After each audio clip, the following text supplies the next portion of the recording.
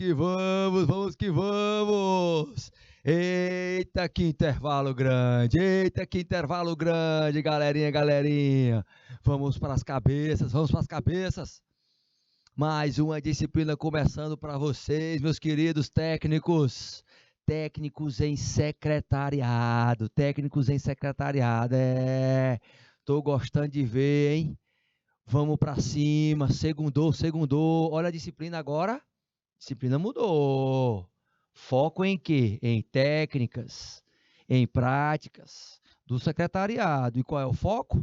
Uma perspectiva dessa comunicação com o cliente. 31/10, acabou o mês de outubro.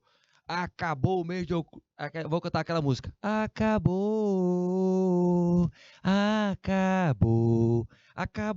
gente. Agora nós vamos para cima. Vamos lá no conteúdo? Qual é? Qual é o nosso roteirinho? Olha o nosso roteirinho aí, ó. A perspectiva vai ser diferente. Essa perspectiva vai ser diferente. Vamos falar da gestão da comunicação.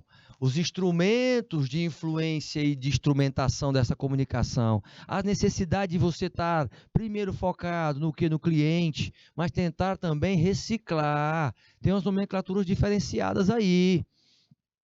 Habilidades linguísticas. Vamos falar um pouquinho de persuasão. Vamos falar sobre negociação, vamos falar sobre mediação. E vamos resolver umas questõezinhas para poder ver se vocês realmente estão prestando atenção. Vocês aí, meus queridos, ó, de Simões, São Miguel do Tapuio, Santa Rosa do Piauí, Brasileira. Quero vocês aí, hein? Mandando ver. Pessoal aí que está aí no YouTube também. Luzia Carvalho, Jaiane Silva, Wanderson Silva Rodrigues, Maria Sônia Rodrigues. Quem mais? Quero vocês participando. Pessoal todo aí no IPTV também. Vamos que vamos? Então vamos. Primeira pergunta que eu faço para vocês. Quais seriam as 6 técnicas para se persuadir melhor? As técnicas de persuasão, elas têm uma filosofia. Tá? E aqui são 6, pelo menos. Reciprocidade, coerência, comprovação social, afinidade, autoridade e escassez. Certo? O que a gente tem que entender dessas 6? Primeiro, que as técnicas de persuasão, elas trazem um contexto, de uma forma geral, estratégias, buscando, é claro, fazer com que o que você está falando seja compreendido e você possa, convencer. Agora lembra que a comunicação, para você se convencer, você precisa ter o domínio digital, é uma. Você precisa ter o domínio visual, é outra. Você precisa ter o domínio auditivo, é outra. E ter o domínio sinestésico. Eita, então, quer dizer que a questão sinestésica, ela vai ser levada em consideração, exatamente, porque é a linguagem corporal, gente. Linguagem, anota aí, olha os bizus, linguagem corporal. Linguagem corporal. Eita, professor, uma inteligência corporal. Isso mesmo, meu querido e minha querida. É aí que entra a forma de se comunicar melhor com o cliente interno e externo. É aí que você pode persuadir. Como? Usando, por exemplo, quando você vai convencer um amigo para viajar, quando você vai convencer o gerente ali para melhorar a tua relação com ele em relação à tua conta, quando você está convencendo o papai e a mamãe para poder sair, você vai persuadir, não é? O saber persuadir é tentar convencer. Eu estou lembrando vocês aí das formas, né, meu querido diretor, que a gente pode tentar melhorar esta forma de persuadir, entendendo que é no dia a dia. Pega tudo isso, gente, pega tudo isso que você recebe como conhecimento e começa a colocar em prática. Lembra Nós não estamos mais na era do conhecimento ou da informação. Nós estamos na era da aplicação desse conhecimento, dessa informação. Lembra disso.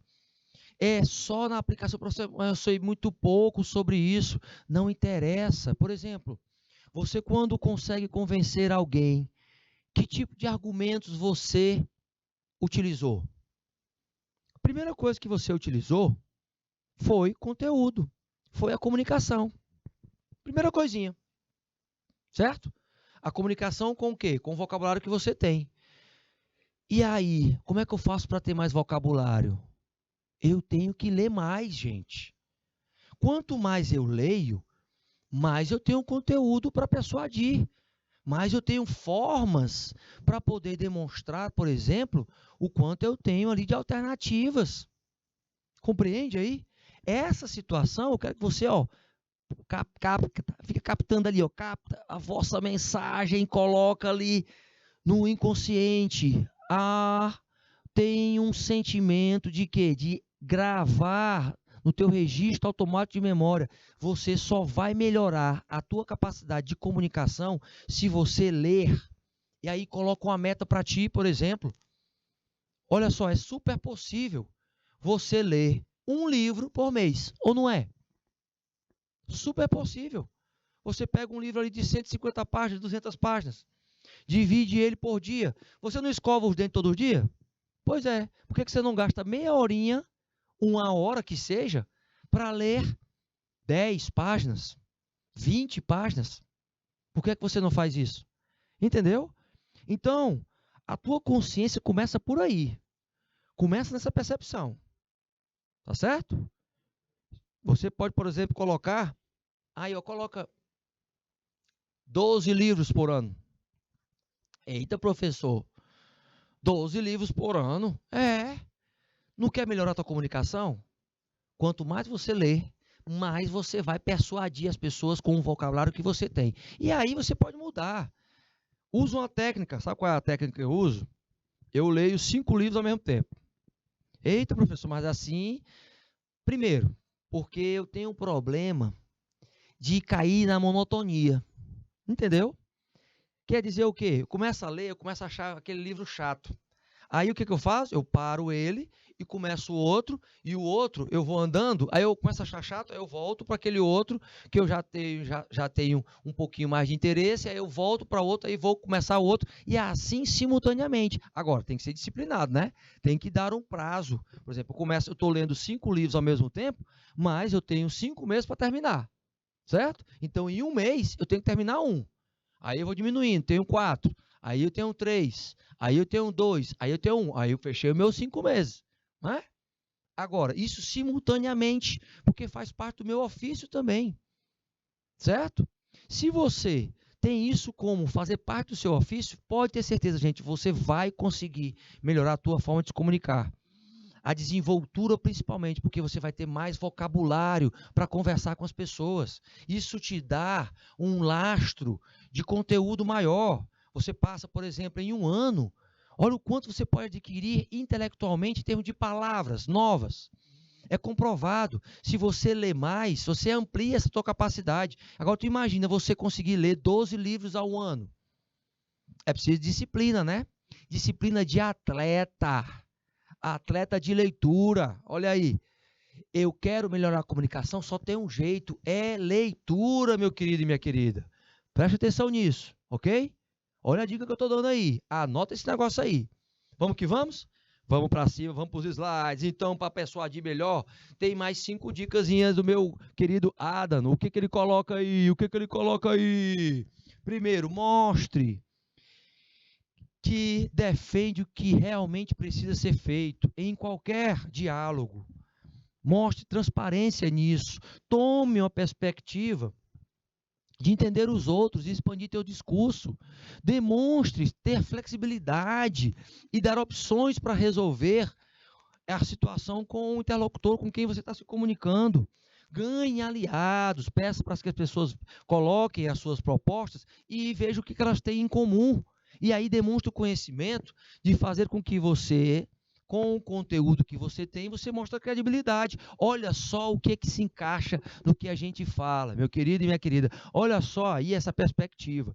Dessas 5 dicas de persuasão do Adam. O Adam, ele reforça também nos seus livros, e aí tem alguns livros que eu vou indicar para vocês, que você tem que dialogar com as pessoas, começando de forma amigável. Isso quer dizer o quê, professor? Quer você utilizar a forma assertiva de ser, falar o que a pessoa precisa ouvir, não o que ela quer escutar, mas tendo cuidado, tendo zelo, tendo uma situação onde você vai falar de um jeito educado, sem passar arrogância nem irritação.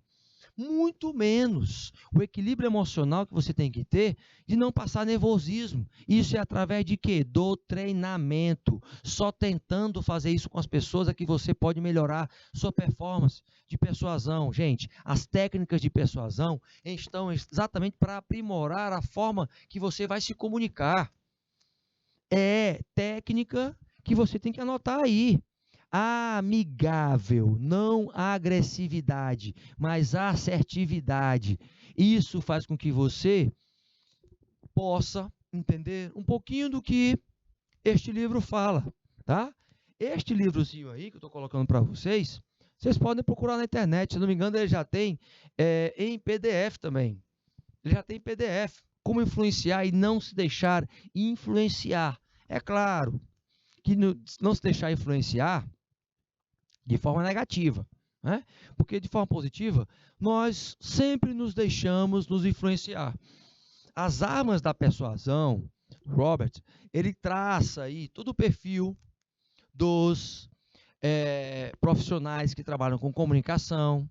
Esse perfil é um perfil onde ele traz passos, etapas, ferramentas, instrumentos, e é um livro que você tem que faz um printzinho aí, tá certo? Galerinha aí de São Miguel do Tapuio, de Simões, de Brasileira, pessoal do YouTube aí, eu quero saber quem é que está no YouTube também, quero saber se o pessoal de Simões ainda está aí, pessoal de São Miguel do Tapuio também, de Brasileira eu quero saber também, se a turma ainda está aí, alegre com a aula que é produtiva, né? Que a última vez que vocês passaram a mensagem, disseram que a aula estava produtiva, tá? Então, faz um print desse livro aí.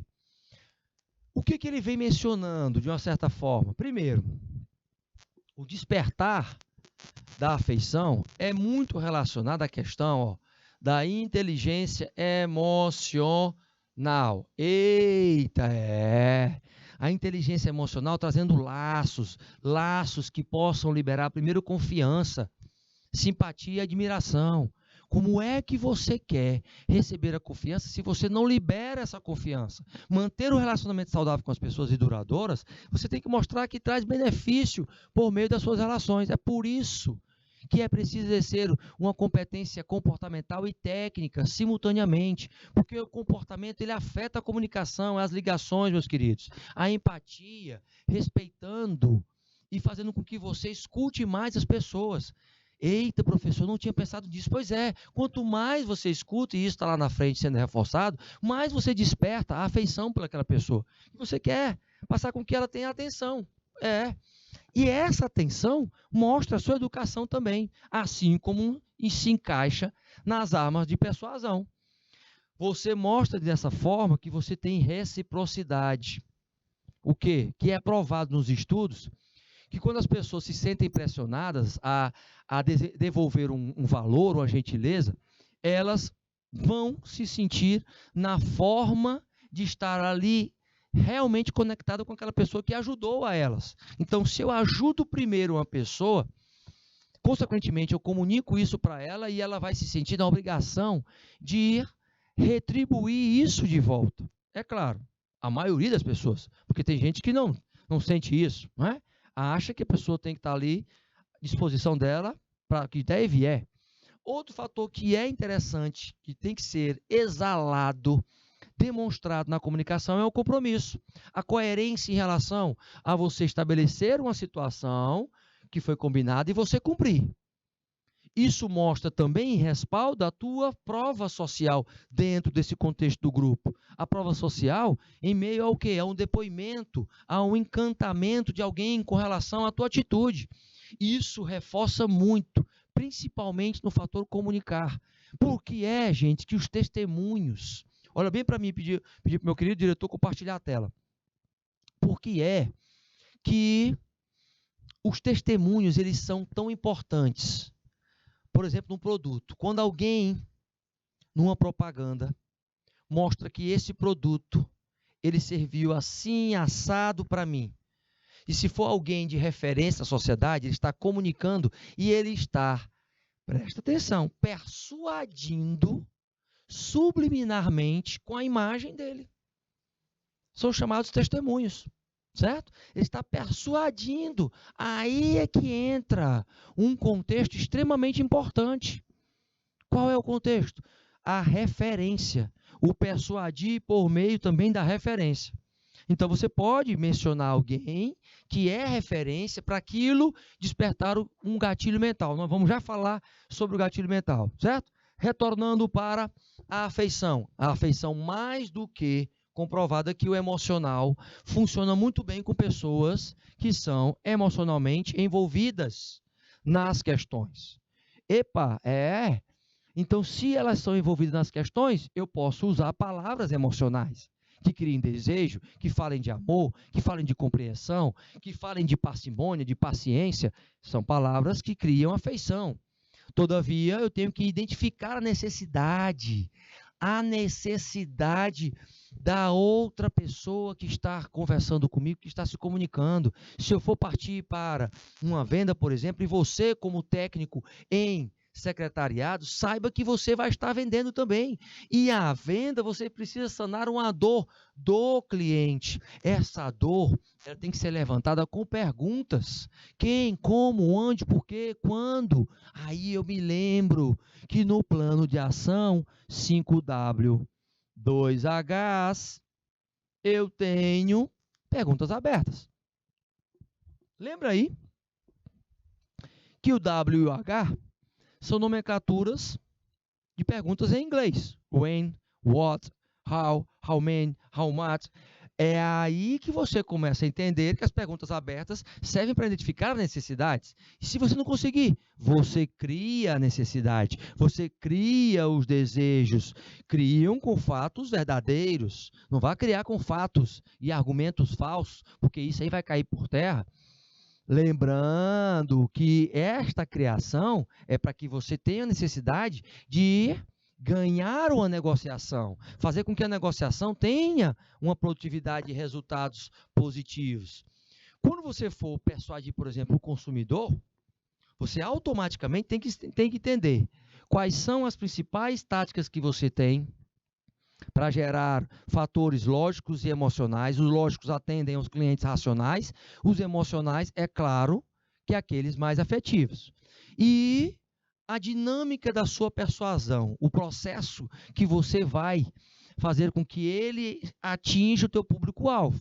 Que gatilhos mentais você vai querer utilizar? Você vai ter que estudar o teu cliente. Você vai ter que descobrir o problema acerca do teu cliente, do público-alvo. E a partir deste momento, você vai entender que o conteúdo que você vai apresentar, ele vai ter que ser relevante. O persuadir, nesta perspectiva, traz a seguinte situação.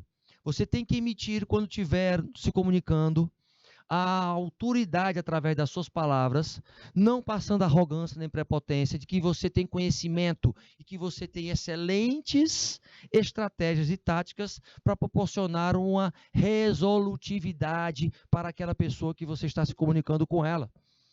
Através disso, que tenha um conteúdo que seja verdadeiro e que você possa, por exemplo, expressar princípios como o da escassez. As pessoas se sentem mais tentadas, por exemplo, a comprar algo quando elas sentem que aquilo dali está acabando. Ou seja, uma peça exclusiva, as últimas vagas para um evento. Isso tudo mostra escassez. Agora, é preciso adquirir, não é? Primeiro, a intenção de que você está falando a verdade. Não vai dizer que tem últimas vagas sem ter últimas vagas, não. Porque aí você está tentando ludibriar as pessoas. E se a pessoa, se ela descobre, essa persuasão aqui vai cair por terra. Certo? A persuasão vai cair por terra. Então, usa o princípio, mas de forma ética. Por quê? Porque você começa a ativar os gatilhos mentais e algumas perguntas você tem que levantar. Quais são os gatilhos para aquela pessoa especificamente? Como eles podem ajudar a persuadir? Conhecendo um pouquinho mais sobre o perfil de cada um, você pode encaixar os gatilhos determinados para cada um e aumentar o número das suas conversões em termos de práticas em negociação. O que eu quero dizer com isso? Olha só, meu diretor. Os gatilhos mentais que vocês, por exemplo, escutam em histórias, tá? Vou contar uma historinha aqui para fazer simultaneamente esta correlação com os gatilhos mentais. Havia um mestre, junto com o seu aprendiz, estavam fazendo a caminhada por várias cidades. Passaram por um vilarejozinho e, ao sair do vilarejo, tinha uma casa muito pobre, perto de um penhasco. E esse penhasco, né, ao lado da casa, tinha uma vaquinha. Eu até já contei para outras turmas, eu não sei se contei já para vocês essa metáfora. Mas o que ocorria? Eles verificaram que tinha uma vaquinha lá, amarrada lá, perto do brejo, assim, para cair no penhasco. E eles estavam com sede e decidiram pedir água naquela casinha, certo? Chegaram na casinha, bateram lá, casinha muito humilde, muita coisa ainda para ser consertada, sabe? Muito precário. Aí o aprendiz perguntou para o mestre assim, dizendo: mas será que aqui tem água pelo menos? Só estou vendo uma vaquinha ali. E o mestre disse: calma que nós vamos ver aqui se tem água, mas se não tiver, é o jeito da gente esperar e andar até outra casa. Abriu uma senhora com uma roupa muito simples e tal, e disse: o que vocês querem? Disse: olha, eu queria saber se a senhora poderia nos dar água, porque nós estamos morrendo de sede e tal. E aí, ela pediu para entrar. Eles entraram. Para o espanto deles, eles viram uma mesa vasta, entre aspas, uma mesa vasta com todos os derivados do leite daquela vaquinha, certo? Com todos os derivados. Leite, manteigazinha, um queijozinho, tudo lá com derivado de leite, tá? Do leitezinho dela. Ok. Ele tomou a água, ele tomou o leite, comeu lá o queijozinho, né? Perguntou: vocês só tem aqui os derivados do leite e tal? Disse: porque a nossa vaquinha é o nosso único sustento, né? Nós temos aqui 3 crianças, e aí nós temos uma hortinha ali na frente que dá coisa pouquinha para a gente e tal, mas é a única coisa que a gente tem aqui, a gente sobrevive. E aí, ele escutou aquela história, né? Saíram da casa, começaram a andar, com um quilômetro mais ou menos que eles começaram a andar, ele falou para o aprendiz: vá lá naquela casa, pegue a vaquinha e jogue ela no penhasco. Aí o aprendiz ficou revoltado, gente. Revoltado. É de se revoltar, realmente, né? Mas como a gente vai fazer isso? A gente vai acabar com aquela família, não sei o quê. Vá que você vai tirar uma lição disso. Vá. Ele foi lá. Cometeu um crime, né? Cometeu um crime, de certa forma era um crime. Jogou lá a vaquinha. 10 anos depois, o aprendiz já volta com o seu aprendiz, ele já era mestre. Aquele aprendiz passou naquela mesma região ali, andando também, e olhou para aquela casa que estava longe da cidade, que ele disse: rapaz, não pode ser. Eu tinha passado aqui há 10 anos atrás, a casa totalmente diferente. Uma mansão com 3 andares, 3 carros, várias hortas, várias vacas, vários animais sendo criados lá e tal, não sei o quê. E ele disse: rapaz, eu vou saber se compraram aquela casa, aquele pessoal morreu, o que aconteceu.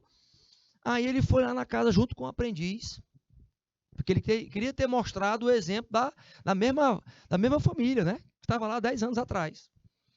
E aí o que aconteceu? Ele se deparou com uma pessoa que ele não reconheceu quem era, mas era a mesma senhora, só que já diferente, totalmente com roupas diferentes. E ele perguntou, vem cá, aqui morava uma família e tal, que tinha isso, e falou todas as características e tal. Os meninos cresceram, foram para a cidade, e sou eu, você está falando comigo mesmo, você estava há 10 anos atrás, você tinha passado por aqui e tal. E aí, o que aconteceu então? O que houve com a família e tal? Não, simplesmente a nossa vaquinha, ela caiu no brejo, ela não sabia que ele tinha jogado ele fora, né, a vaca fora, caiu no penhasco, e nós simplesmente tivemos que sair da nossa zona de conforto, correr atrás dos nossos objetivos, dos nossos sonhos. Fomos para a cidade para estudar, trabalhar, e aí a gente conseguiu se desenvolver. A gente saiu daquilo que a gente recebia como sobrevivência, que era só a vaquinha, e trouxemos outras fontes de sobrevivência. E a gente conseguiu crescer. E aí ele olhou para o aprendiz e disse qual foi a moral da história ali naquela situação. O que essa história desperta em termos de gatilho mental? Primeiro, será que você está vivendo com uma vaquinha que está dando só o leitezinho ali e você está na zona de conforto em alguma área da tua vida? É um gatilho que desperta para você refletir. Será que você está acomodado em alguma área da tua vida? Tá beleza, tá tranquilo, até você tomar um susto, né? Até você acabar com aquele recurso que você tem, certo?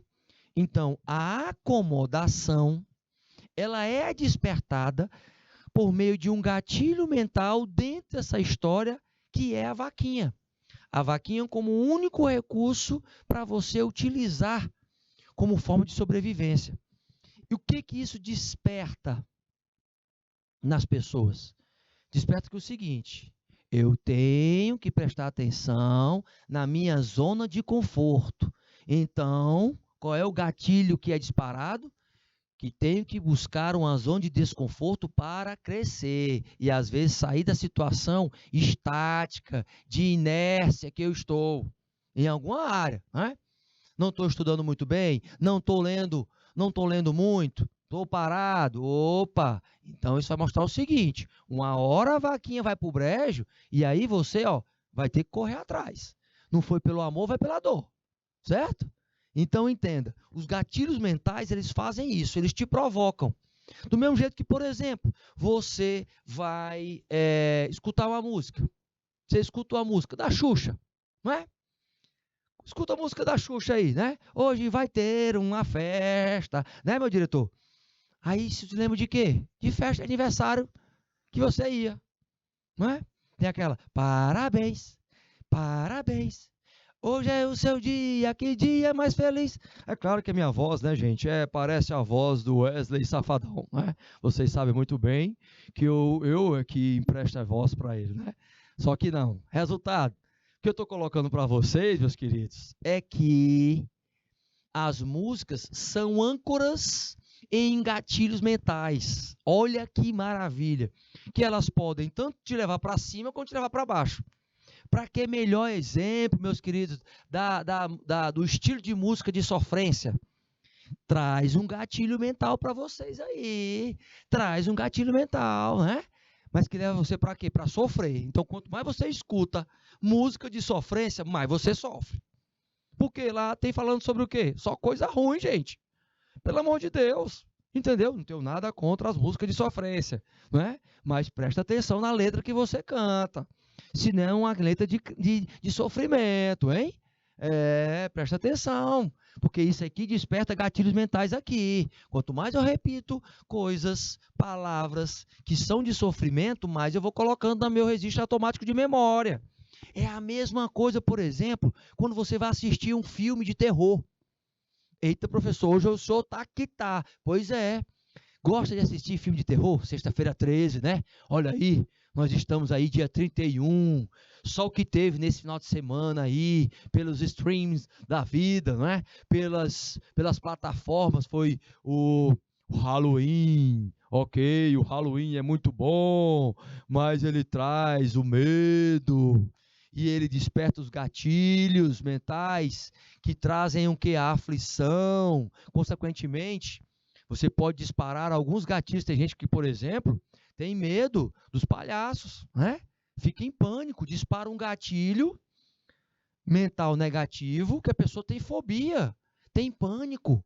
E é aí que mora o perigo. Quanto mais, por exemplo, filmes de terror eu assisto, mais ele vai armazenando no cérebro, no registro automático de memória, certo? Isso quem está falando não é o professor Loyola, não. Isso está falando é um professor chamado Augusto Cury. Augusto Cury, ele faz o mapeamento do cérebro.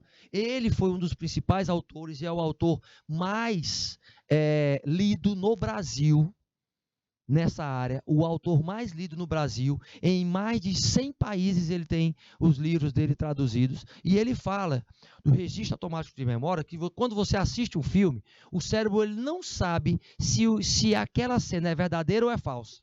Ele armazena. Então fica armazenado lá. É por isso que depois que você assiste o filme de terror, o que acontece? Você fica meio tenso, né? Aí você vai para o escuro, porque tem gente que tem medo do escuro. Ainda vai assistir o filme de terror. Isso desperta o quê? Gatilhos ligados ao medo. Entendeu? E isso dispara também a chamada SPAR, Síndrome do Pensamento Acelerado. Eita, professor, aí você fica com a respiração ofegante, você fica ali com uma situação que... Resultado, porque o cérebro acha que você a qualquer momento pode passar por aquela situação que você viu no filme. Ele não tem o discernimento, gente, do que é verdade, do que é falso. Quando você assiste uma cena que você tem um susto na cena, você não leva um susto? Pois é. É porque você está envolvido no filme e o cérebro não sabe se aquilo ali é verdadeiro ou falso. Por isso que você toma um susto. Porque se você assistisse o filme lá, ó, tranquilo, né? E aí morre gente, não sei o que e tal, e você não tivesse nem aí, ok, o cérebro sabia que aquilo ali era uma fantasia. Só que você, na sua consciência, lembra, você sabe que está assistindo o filme, mas no inconsciente, que não tem nada a ver com a consciência, né? Consciência, eu estou sabendo que eu estou assistindo o filme. No inconsciente, que está o gatilho mental, desperta o seguinte: opa, tem alguma coisa ali que está sendo armazenado. Porque é inconsciente, as atitudes involuntárias e os gatilhos mentais, gente, está no que é involuntário. Entendeu?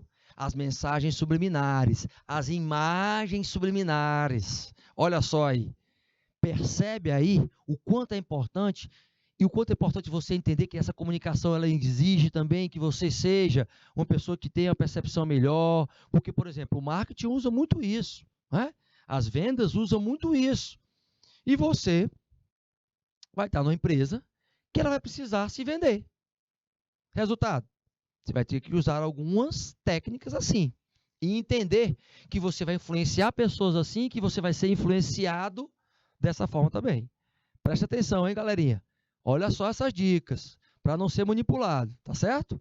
Retornando para os slides, vamos que vamos, galerinha. E aí você tem que aproveitar o quê? O que é como representatividade social. As pessoas, os seres, são sociais, gente. Eles precisam fazer parte de grupos. Então, os comentários acerca de determinadas situações, produtos ou serviços, os influenciadores digitais, é por isso que eles fazem com que as pessoas comprem, porque eles mostram que usam na realidade ali e aquilo ali dá certo para ele. O grande desafio é o quê? Você ter uma estratégia que funciona em relação a não irritar aquela pessoa que está se comunicando com você, durante a perspectiva de que você está vendo o produto e se tem que ter uma contrapartida. É isso que repercute também nesses gatilhos mentais, porque os gatilhos mentais que eu acabei de falar para você, ele trabalha a perspectiva de usar técnicas para persuadir emocionalmente em cima dos seus instintos, e os instintos são questões emocionais, e eu entro a questão do inconsciente para tomar decisão no consciente. Eles podem ajudar com um fator que você identificar naquele cliente ou no teu colega de trabalho. Por exemplo, você tem que utilizar os gatilhos mentais sempre com ética, sabendo que você vai falar sobre a escassez, tá? São as últimas vagas, mas são as últimas vagas mesmo? Você vai plantar a sementezinha para que a pessoa possa estar ali tentando entender que se ela não fizer, se ela não comprar aquele produto, se ela não tiver, né, aquele problema sendo resolvido agora, ela pode perder. A urgência também entra como um gatilho mental? Sim. Nós estamos fazendo a promoção aqui que ela vai acabar hoje. Então, se ela vai acabar hoje, é para que você limite o seu tempo. Eita, e o paradoxo da escolha é o quê? É você entender que pode oferecer menos opção para te trazer uma conversão maior de vendas. E aí você, sendo um técnico em secretariado, vai também exercer a função comercial dentro da organização, gente. Quando você atende o telefone e fala com o cliente, não importa onde seja, meus queridos, não importa se é em Simões, se é em Brasileira, não importa. O importa é que você vai utilizar as técnicas para melhorar a tua comunicação com as pessoas. Clientes internos, que são os colaboradores, e clientes externos. Você demonstrando na sua comunicação, presta atenção, hein? Flexibilidade, que é uma pessoa que não é intolerante, que é tolerante, porém, entendendo que você vai ter que se acomodar a necessidades básicas, interagindo numa relação de ganha-ganha, onde os dois lados ganham na negociação, na persuasão principalmente. Mas que você pode utilizar técnicas de storytelling. Storytelling, gente, é o contar a história como eu contei para vocês. Você conta uma história para dar referência e fazer com que a pessoa perceba o seguinte: será que ela pode... Presta atenção, será que ela pode melhorar a performance dela jogando a vaquinha fora? Pois é, pode melhorar. O storytelling pode ser o seguinte, pedir para o meu querido compartilhar a tela. Olha só, pode ser o seguinte, lembra bem, se eu contar uma história, eu tenho que ter uma finalidade. Eu estou aqui me comunicando com a pessoa, por exemplo, com vocês, não é? E eu vou contar outra que eu já contei, e agora eu vou reforçar esta mesma história. É uma história, é chamada storytelling. Eu conto uma história para poder passar uma mensagem para você refletir e persuadir, principalmente. Qual é o meu objetivo aqui? Meu objetivo é fazer com que você tenha conhecimento, que você use esse conhecimento na prática. E eu usando essas historinhas, o que eu quero fazer? Eu quero ativar o teu modelo mental e utilizar um gatilho mental através da história para você se colocar nessa situação, certo? Foi assim com relação à vaquinha, ok? Show de bola? Vou contar outra história. Qual é a outra historinha? Havia num vilarejo um jovem que ele era muito forte, rápido em cortar lenha, certo? Em cortar lenha, rapidinho. E havia também um senhor que tinha o título de melhor cortador de lenha daquela região. Cortava lenha também muito rápido. E ele disse: rapaz, eu sou melhor do que esse velhinho aí. Este velhinho aí, eu sou melhor do que ele. Vamos fazer uma competição aqui para ver quem é que corta mais lenha rápido aqui. Resultado: conseguiram fazer a competição, né? Começou a competição para saber quem era o melhor cortador de lenha. E o mais novo começou a cortar lenha com muita força e tal, sem parar, e estava lá e mandando ver e tudo mais. E ele olhava para o lado e, às vezes, o velhinho, que já tinha muita prática de cortar lenha, parava e ele não entendia. E ele ficava na cabeça pensando o seguinte: rapaz, esse velhinho acha que vai conseguir ganhar de mim, mesmo parando. Então, por várias vezes, durante a competição, eles cortando lenha lá, muitas vezes e tal, não sei o quê, ele viu o velhinho parado lá, né? Quando acabou a competição, o que aconteceu? Presta atenção. Na contagem lá das lenhas, o velhinho ganhou. Aí ele ficou indignado. O mais novo ficou indignado, disse assim: como é que pode? Eu vi ele várias vezes ele parando. E ele cortou mais do que eu. O que você fez? Você trapaceou. Aí o velhinho olhou para ele e disse: meu filho, Meu querido, quando eu parava, eu pegava o machado e amolava. Amolando o machado, quando eu voltava a cortar a lenha, eu cortava mais lenha e mais rápido. Moral da história: você que quando começa a buscar conhecimento, a buscar formas rápidas de fazer alguma coisa e não para amolar o machado, às vezes você engrena num piloto automático que aí, pode ter certeza, não para pensar e está só coisando. Ele ganhou a competição porque ele parava, amolava o machado e continuava a cortar a lenha. O que eu quero passar para vocês nessa historinha? Que às vezes você tem que parar. Será que eu estou estudando da forma correta? Será que eu estou pegando isso e estou aplicando mesmo no dia a dia? Será que esses conhecimentos que eu estou passando pelo canal Educação aqui, recebendo no canal Educação, estou colocando na prática no dia a dia mesmo? Porque ao amolar o machado é você parar e ver se você está fazendo da forma correta. Não só buscar estudar e não colocar em prática. Entendeu? Então, às vezes, para, respira e aí vê se você está fazendo da forma correta para poder você cortar mais lenha e aproveitar essa lenha, não é? E ser mais produtivo. Tá certo? Show de bola? Mais uma historinha que eu contei, storytelling aí, para ativar um gatilho mental em vocês, tá certo? Não tem descanso não, não tem descanso não. Nós vamos encerrar esta aulinha e nós vamos para a segunda e última aula, hein? Eu quero que vocês estejam empenhados aí, prestando atenção. Não sai daí, eu volto já já, porque eu fui!